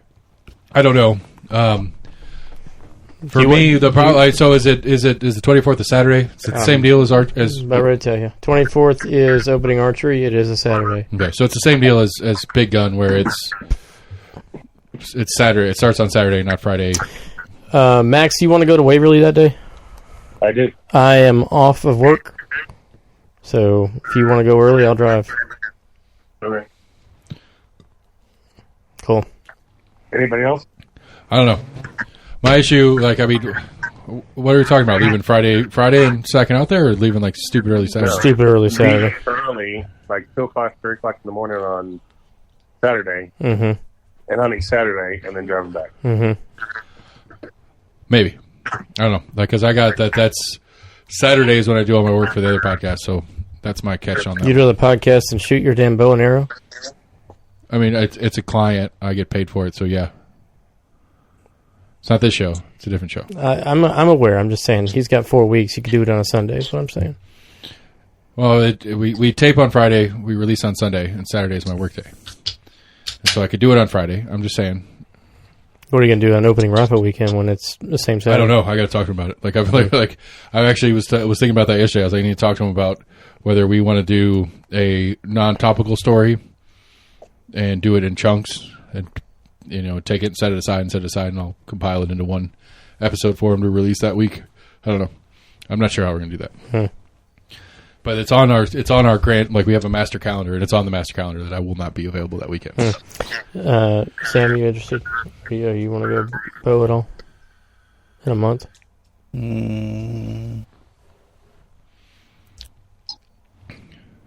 Leaving, doing that thing that said leaving early on a Saturday. Yeah, coming back that night. I mean, so if you think so, Max and I got there. Well, Max, we got there in what, 3 hours? Yeah. Like Is that here you to driving? Waverly in 3 hours. Is that you driving? Yeah, 100%. We left at like, I don't know, 2:30 maybe. So really, I think we met at Walmart at like 3. yeah, and we were there before sunrise actually, because like if you think about it, since you lose an hour, it's really only 2 hours. So if you're on the road by 3, we're in the woods by 5. Right. So I mean, I'll be somewhere Saturday morning for sure. somewhere sounds like Waverly. It rhymes with Waverly. I might go up to Waverly. Sunquist. Go chase some Dude, mackerel. it looks totally different with Lee's on the ground, or Lee's not on the ground up there. I'm sure. Like, it sounds crazy, but No. it doesn't look like the same area. It really doesn't. I'm sure it doesn't. I mean, we're gonna have a camper in there anyway, so I'm gonna be going in the summer doing all sorts of crazy shit. Okay. Anyway, what the hell were we talking about before we... I don't know. I suffocated because I was holding my breath so long, but it happened. I'm so excited. Right before you walked in, I literally was joking about how if we should have placed bets on this before we were at the beginning of the episode, but we didn't. Actually, speaking of bets. We were reminiscing about Biden dying in office or not finishing his term or whatever. Yeah. And we were trying to remember the terms of your bet. Yep. What's your opinion on what the bet was? It's not an opinion. It's what's your recollection of the facts. I would love to get a lifetime out of this, although I'm sure that's not what was stated. I'm 99% sure it was sportsman license. Yeah, single year. Yeah. But it was what was the actual specifications of? He would not make it through the entirety of his first 4 years. Well, that question was it he would be taking out of presidency because of he died or incompetent or whatever.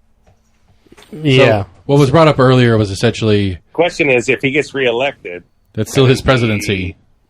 It's still his presidency, and he gets taken out year... No, I'm pretty sure that we said that it was this particular fourth year, because you said there's no way he's going to make it these 4 years at all. He's not going to make it through this term. Right, that's my recollection of wealth. We can go back and look it up. I'm just saying that was my recollection as well, is that it was that the first term or 4 years or something like that was used in this conversation. I'll tell you what. I'll make a deal with you. I am happy to go double or nothing, assuming that he won a second term, except if he wins a second term, which I don't even know if he'll run a second term, but if he wins a second term and he does not get removed, either through death or otherwise, at the end of his 8th year, the winner gets a lifetime hunting license. I mean, they get cheaper over time, so it's actually not a bad deal. It's actually really good for me because he's over the age of 50. Yeah, by then, yeah. Here's the problem. I'm going to have a lifetime in the next couple of years anyway. So. Well, you're going to have... Well, if you'd wait 4 more years, it wouldn't matter. No, I mean, it's not going to cost me. Okay. Oh, well, that's true. Yeah, you're right. Well, it's an even better deal for me. I'll pay the $10 it costs your lifetime. Oh, that's funny. But, oh yeah, on the bingo board, talking hunting. Was that on there? Mm-hmm. Okay. That's what got me most excited about the bingo board is because like it wasn't just somebody that listened to just that episode and ran the joke. They actually pulled in a bunch of different stuff over time. That was why I enjoyed it. What he's really saying is it's him who came up with the I know bingo it's board. not. I'm not a disgruntled Vol fan. I have one Twitter account, and that's the Almost Agreement Twitter account. That's it. I don't understand Twitter. Like I'm a disgruntled Vol fan. Are you? Yeah. I don't know. You don't listen to episodes, so I know you didn't do it, so it doesn't matter. Okay. But that's funny. Like that's the thing that's funny. Like his profile, whoever I'm assuming it's a he. I apologize if it's not. The profile says if you're a Vol fan, you have to be a disgruntled Vol fan. Like you're not a real Vol fan if you're not disgruntled. That's probably true. And I was like, that's facts, people. Mm-hmm. That's probably true. So a couple weeks ago, we text you on it. You put yours in officially. I got to put it. I'll update it on the site. Sam's got 6-6. Max has got 8-4. I got 7-5. You said 8-4 as well. I think so. We'll have to go back and look through the text messages. But I think okay. Yeah, I think our offense is going to look good. I really do. I think our offense is going to look good. Florida's a joke. Yeah, that's the one that like when we were going through the schedule, I was like, yeah, that's a loss. I think we can win a game. I just can't think. Bring up the schedule real quick. I'm so used to Florida beating our asses. I don't care anymore. Like I can't help myself but assume that's a loss on our record. Yeah, Ball State will win. Pitt will win. Akron will win. Florida will win. I mean, Max had us losing to Pitt. I don't think so. Florida, Akron, LSU's a loss. Bama's a loss. Maybe. I mean, you're telling me that Brian Kelly can go down there and. I don't know, man. I don't keep up with it. I really don't know. I'm just talking shit. Okay. Well, anyway, let's just say they've got 4 going to in LSU, 5 UT Martin. They can beat Kentucky a 6. Kentucky's ranked though, right? Well, we beat them last year. I'm saying Georgia's a loss. Georgia's a loss. Missouri's at home at 7. One of the two, South Carolina Vanity's 8. I mean, we could win 9 this year. See, my prediction, I thought that we would lose to Pittsburgh because like we just do that shit. Alabama.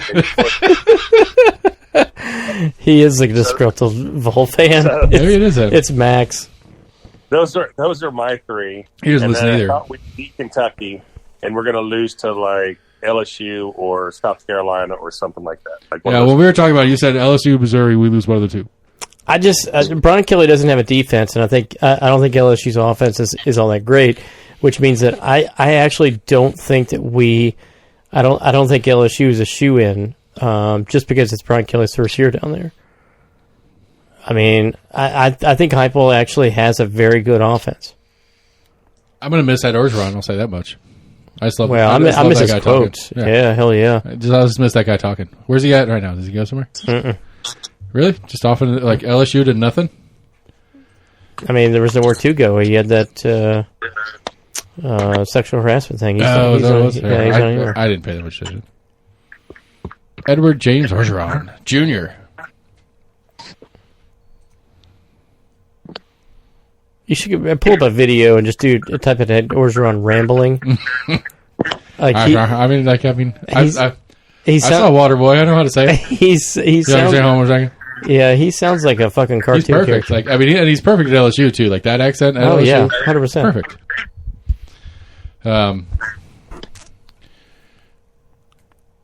Who's Kelly Orgeron? There we go.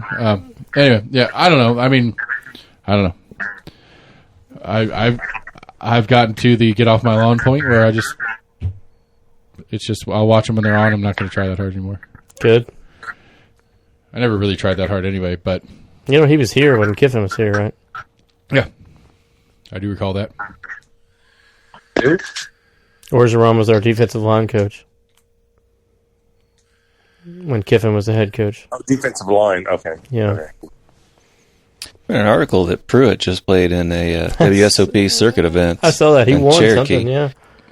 He placed and won won like $1,000 back. It was like a $1,200 buy-in. I think he got like 27th or 22nd place. Right. Got I got a flyer in the mail or something for a Kentucky casino. What? I think it's Kentucky Casino, and then I heard they're building a Hard Rock Casino in Bristol. Yeah, Bristol, Virginia. I think it's already open, but they don't have live cards yet. The casino is open, but it's just like the casino part. They don't have the hotel attached built yet. But when the hotel is built attached, it's going to be a Hard Rock. Got it. So the casino's already there. Yeah, the casino's up I think and running. I think it's limited gaming at the moment. I don't think there's any It is. any live dealers yet. I would like to say I haven't sat down So and they're played live using the poker. casino to make money to build the Hard Rock. Yeah. They'll get there. Literally, we need you guys to come if you want a better hotel, because without it, we're not going to build it. Exactly. That's the You running. want a Hard Rock? Come lose your money. Yeah. That's my running joke on the old Smoky Stadium. They're going to tear that down and build a casino there. Or zero reference. Just throwing it out there. Cherokee Nation bought that whole other corner of that intersection though. It's supposed to be like a themed shopping center. Did hear about that. Baseball stadium? Yeah, so like the baseball's on the north side of 40, the south side of 40 at 408, the southeast side of 40 at 408. It was like 100 and something acres Cherokee Nation bought. And everybody's like, oh, they're going to build a casino there. It's like, probably not, but Not while Dolly's living. they're supposed to be building a big shopping center, but it's supposed to be like themed, like the whole thing is supposed to be like a themed shopping center. And I don't know, why wouldn't they go take it, expand it over there since the baseball stadium would be empty? Yeah, that's true. Which I haven't checked. Like I don't know how to check it, whether city signed off on it tonight or not. Commission signed it off yesterday. Sports Authority signed it off this morning. Commission is voting on it tonight. I don't know if it's happened yet or not. I'm assuming it's happening. I don't see why it's not. I'm sure it's going to. Oh, there's the trees too. Have you heard? You guys, anybody follow the angry arborist story? No. So there's the Cradle of Country Music Park. Anybody know where that is? No. Okay, so Yes, you told me. corner of Gay and Summit. It's the northeast corner. Okay. That the Ruggiero administration had commissioned an art project to go in there. It's this guy from Brooklyn or something like that. It's a $1.2 million project. Already paid $600,000. The artist has already built the thing. It's sitting in a warehouse in New York somewhere. And to set up the actual park to hold it, they have to cut down 4 mature oak trees. And there was, I think this is like the 4th protest about them cutting down the trees was this last weekend. And city council was supposed to be voting on whether or not they're going to move forward with the project or they're going to push it off. That's on the agenda tonight as well. Oh, it's that little park area next to that place that looks like an old diner. Right Yeah. behind. Seth used to work there, actually. Yeah, it's the Old City Grill back in the day. It's now Merchants of Beer. I had a chick spit her drink on me there at that place. Sounds like it. Sounds like it. I don't remember that, but Well, you were serving me that night, actually. Sounds. So I was looking at this Ed Orgeron thing, Yeah. and I mean, it just says that he stepped aside, whatever. But LSU has to pay Oregon $16.9 million that was left on his contract. Oh, wow. A little bit. So anyway, like there's a city rule. They had an agreement with Oregon. He was coaching at Oregon prior, right? No. He coached at Oregon at some point. Orgeron has never coached at Oregon. He was at USC. Yes, not Oregon. Okay. I know. I'm I sorry. just remember being out there. I don't have my glasses on. We'll pay not Oregon. Not Orgeron. That's what I thought. I was like, he misspoke. He meant Orgeron, not Oregon. And then he said it again, and I was like, well, goddamn, he really doesn't know how to say I his believed name. it. I mean, I believed him. I thought it was happening. Oh, jeez. So he retired, I guess. and then they're still going to pay him his money. Like, Yeah, but he only it was a Title IX shit. Like look it up. He's only 61 according to Seth's Wikipedia page right here. He was pushed out. He just hasn't taken another job because somebody will give him another job. Right. He can get paid to not work, or he can take another job and lose his not working pay. Yeah, it's the it's the Butch Jones phenomenon. He can go be a assistant water boy at Alabama and getting paid $5 million a year here and not do anything. Carry Nick Saban's jock. Which apparently Seb was saying that he saw that Saban got a new contract this year. Who did? Signed today. Nick Saban. That doesn't surprise me. $100 million, how many years? It's like $93.5 million for 8 years. $100 million over 8 years. It's really not that much, considering.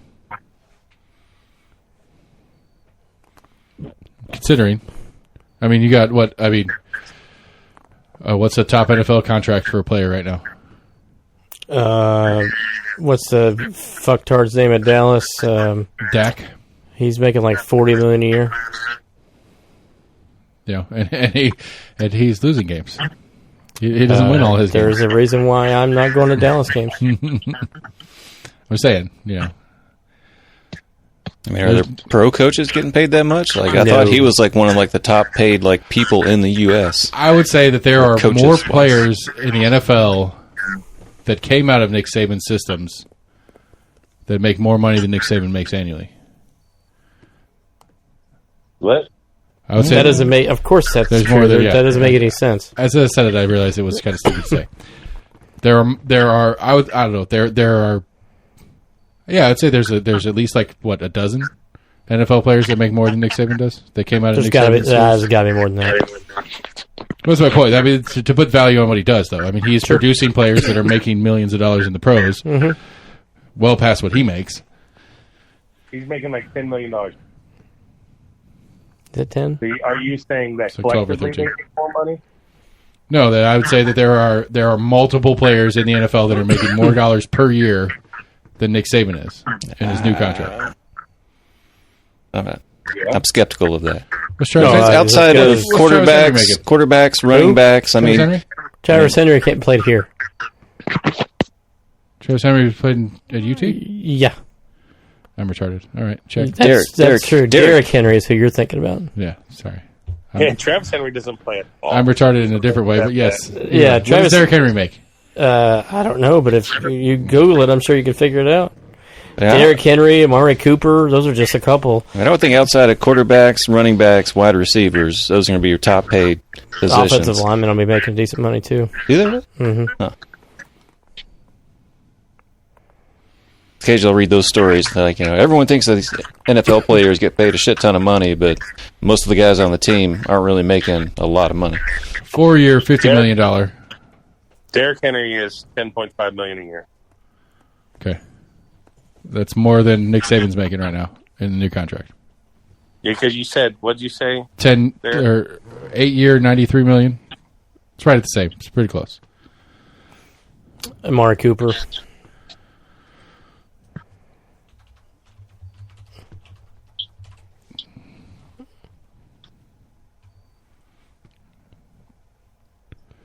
$5-year, $100 million. Yeah. $20 million. Let me think. What's that? What's the quarterback? That's not very good, but in the pros. New England, top end Patriots quarterback. He's on he's he's on a rookie salary though, so he's probably not making too much. Can't think of his name. Mac Jones. I was thinking of a couple, one or two before that. 22 to $1.36 million. Mac Jones is $15.6 million. Yeah, because he got a dead cap of 12.7, so that counts too. Okay. I was thinking, God, who was I thinking of? He went to Philly, I think, at some point. He was in Philly at some point. Who? It's a Hawaiian last name. Awana Kabala. I was like Tia something. Tia Mawova. I'm butchering it. I apologize. Yeah. Tia Tucker Colombo? Yeah. Do that again. No. Thank you. Type in Eagles quarterback. Tua. There you go. Tua Tagovailoa. Oh yeah, they traded into Miami.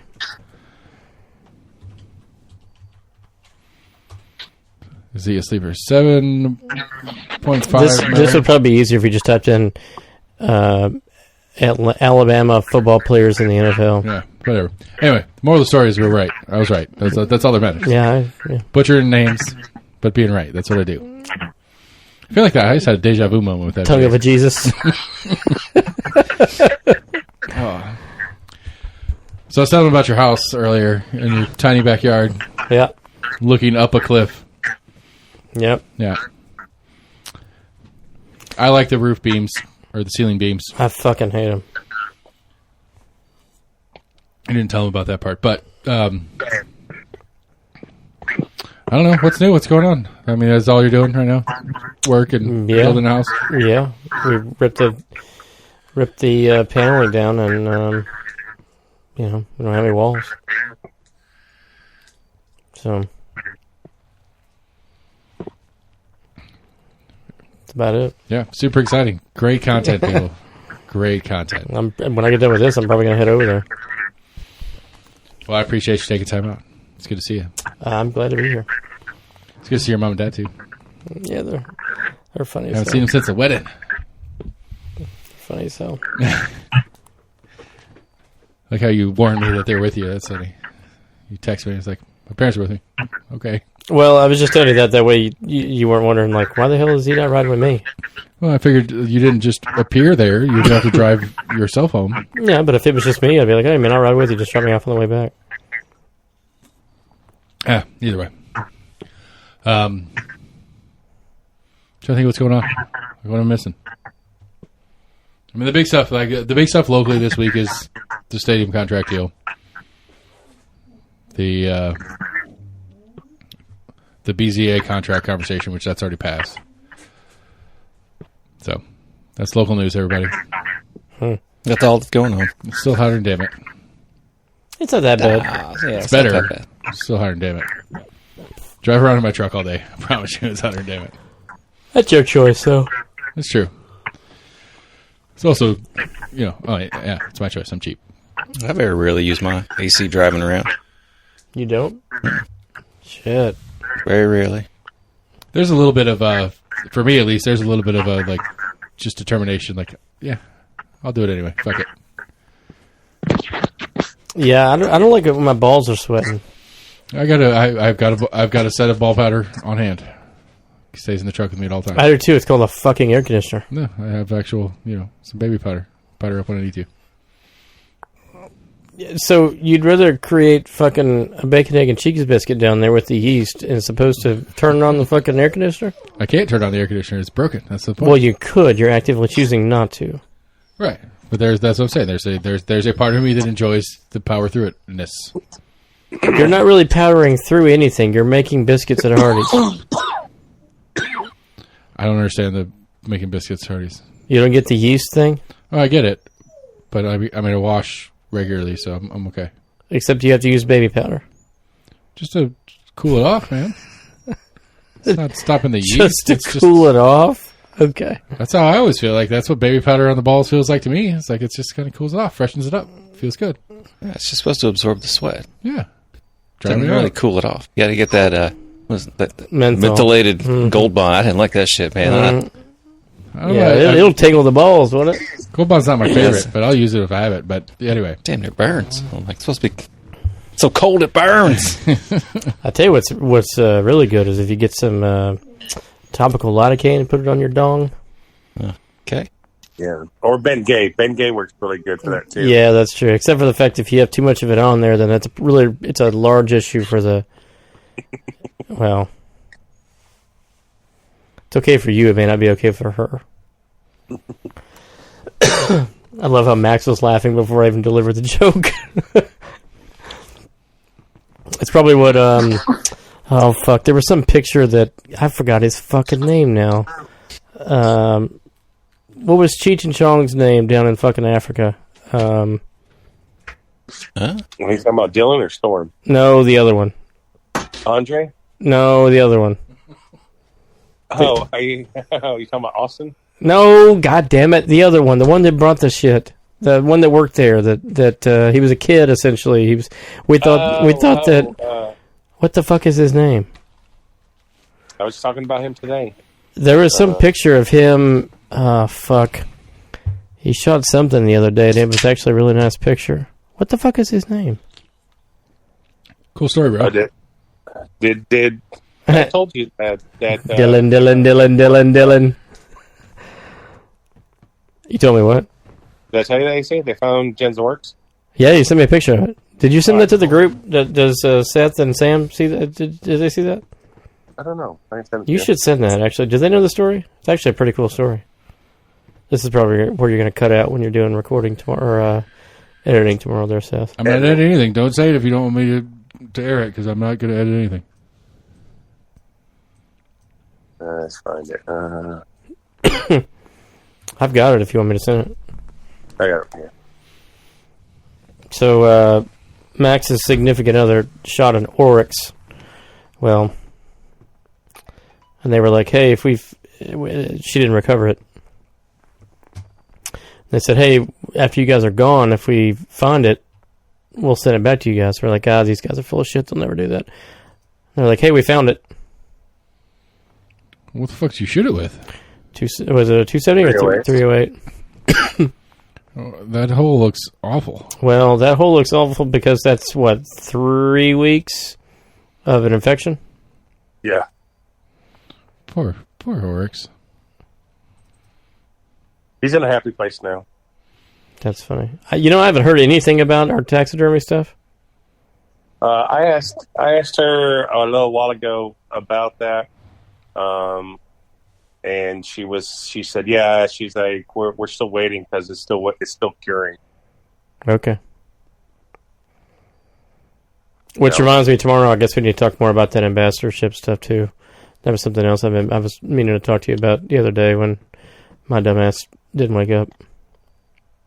Cool. Dylan. Nico. That's his fucking name. Yes, you're right. Nico. Did you end up mailing that stuff? No, I still have it here. Okay, cool. I'll bring that stuff tomorrow too. I've got a Carhartt that I'm going to send to him. Hey, open up your airdrop. Again? He's telling me to open up my airdrop. You may not be close enough, sir. I'm trying. Oh, thank God! I keep yeah. Year later. I don't know. So I don't know. What are we thinking for opening day, Big Gun? I plan on being in the woods the week prior. So the entire week, probably. Okay. I mean, I'm down with getting like a 30-foot fifth wheel or something like that. Putting it on, just leaving it. I'm curious what the rules are on the site, though. Like, I don't know. Max, did you call him? What do you want to know? As far as because nobody's ever down there when we're there. Like, is power and water running down at the RV park? Yeah. Oh yeah. That's where fucking Daryl stays. Is it? I thought he had a cabin. Oh no, Daryl's down there in a fucking at the campground. All right, I didn't know that. Oh yeah, he's been that he sucks. pays that guy. That kind of never mind. I cancel. Never mind. I rescind all excitement about the idea. Yeah. I thought he had some little small. No. He doesn't need to know that we're down there. Like he's not going to figure it out. Yeah, it's the RV park has water, sewer, and electrical. And he said the only restriction they have is you can't live there all year round. Okay. So, and I said that no problem with. And I said, like, is there like a number of days, like in a month, you're allowed to be there? He's like, no, just as long as you're not living there all year round. I was like, so September, I want to stay in there during hunting season, September through January. He's like, that's fine, as long as you're not there all year round. You're not there, or nobody's there. Somebody's not there. Like that. As long as you're not living there, like they just don't want permanent tenants. That be your home address. Okay. Okay. So if we rent it out, or if we're rotating stays there or whatever, it doesn't matter. If there's somebody there all the time, it doesn't matter. It's just as long as one person is not there all the time. I don't think there's going to be a scenario. I understand what you're saying, but I don't think there's going to be a scenario where there's somebody there. Right. Yeah. They just don't want somebody using that as their permanent. Like, I mean, it's like boat docks. Like, where my brother had his boat docked, they don't care if your boat's there 365 days a year, but they don't want you living on that boat 365 days a year. If you come every weekend, that's fine, but they just don't want permanent residency on their dock. Some RV places are like that too. They just don't want that to be your house, and it's probably because people that live there are probably not as careful with their place. There's got to be something. Yeah, like why would you live at a place that way? I don't know. We are probably going to have some issues with Daryl. I mean, he probably will be over there a lot. Like which I mean, he's not terrible, but he's annoying as fuck. He just like there's a lack of podcast. Jesus. Do what? When we're going to see him, he'd be like, "Why were you guys talking shit about me on your podcast?"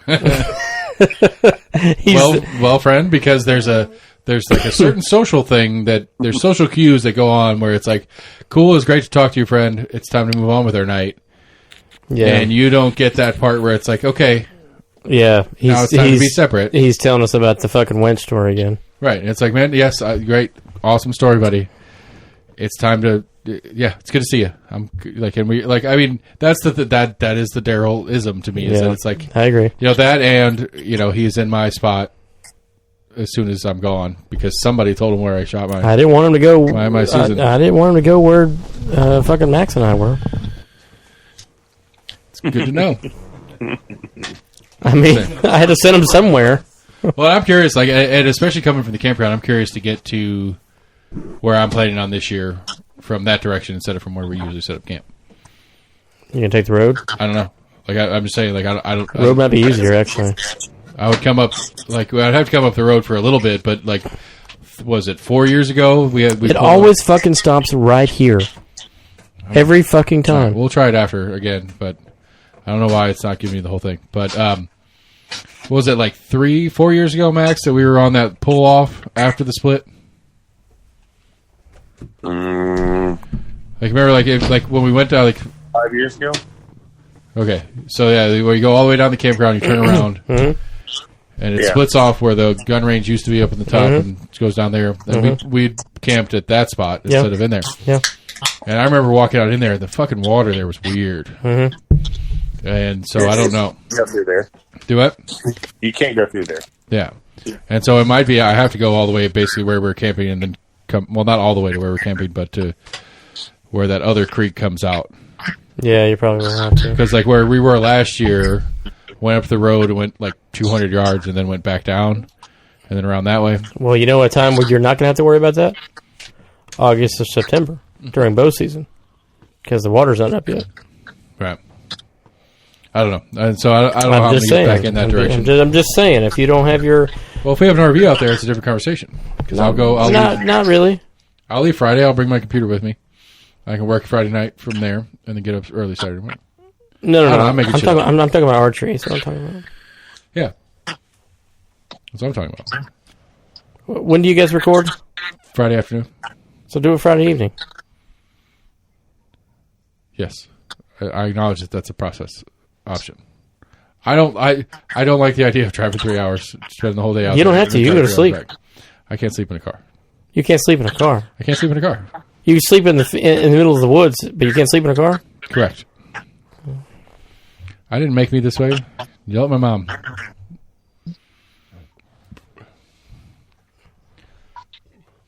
But yeah, I don't know. I think at best I'll probably leave here Thursday mid-morning for Big Gun. Okay. Especially if I have archery, because then I can have all I would love to have been there for 3 days at least. Okay. Yeah, if we could find a camper and have it there, that'd be great.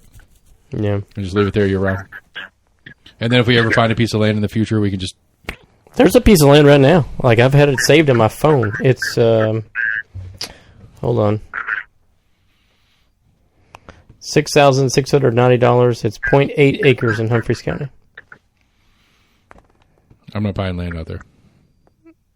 You said if we could find land. I'm just responding to what you said. I acknowledge that. If we could find land in the premises of the different land discussions we've had in the past, which is not that far away, Okay.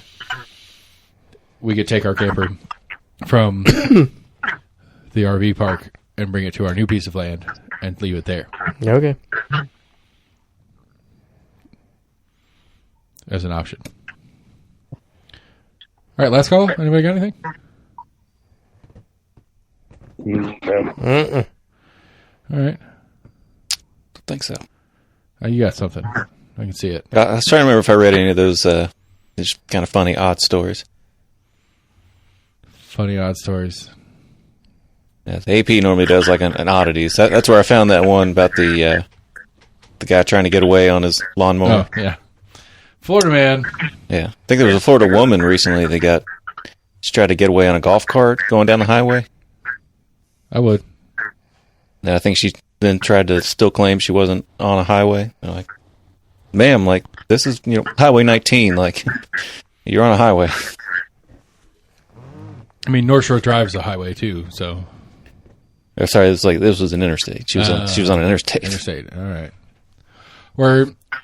All right, that's the show, everybody. Almost here, everybody. We did a show. Everybody was in the room-ish for the first time in a hot minute. So, AC made it down. He's alive, like I told you. Sam's at home. He called it in. No, I'm sorry. Sam's in the room. Max is at home. He called it in. We're Almost Agreement at gmail.com. Find us on Facebook, on Twitter, on YouTube. Go to the website, almostagreement.com. While you're there, check out the Voter Guide 22. It tells you who's coming up here in this November election. And I'm working on interviews with some of the people that are on that election. Go to your favorite podcast provider, give it a like, share, friend, follow, all those kind of things. And, I don't know. Tell your friends about us. We're going to keep doing what we do. And tune in next week. We'll do something stupid then. Good night, everybody.